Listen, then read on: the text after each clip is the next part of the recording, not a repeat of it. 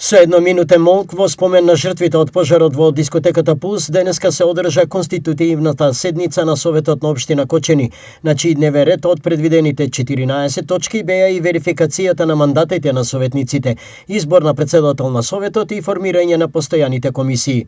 Со 12 гласа за, Александар Антов, носителот на советничката листа на ВМРО ДПМН, е избран за нов председател на Советот на општина Кочани.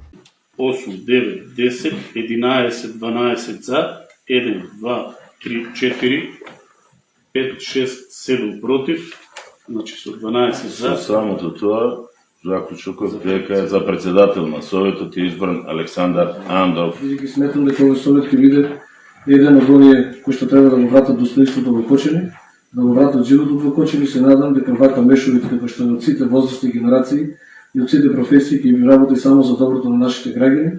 Затоа се обрзав и на почетокот на оваа седница. Ви ветувам дека ќе имате конструктивна соработка со мене, заедно со целата администрација, и се надам дека ќе направиме се добро за да не памтат граѓаните по она што сме го ветили и по она што ќе го исполнили, не по она што ќе го зборуваме. Вчера исто така Советот на општина Виница ја одржа првата конститутивна седница на која по предлог на советниците за председател на Советот на општина Виница беше избран Гоце Василев. На седницата беа верификувани мандатите на новоизбраните советници, избрани членови на комисиите и донесени одлуки за организација на работа на Советот, меѓу кои и овластување на советниците за склучување бракови.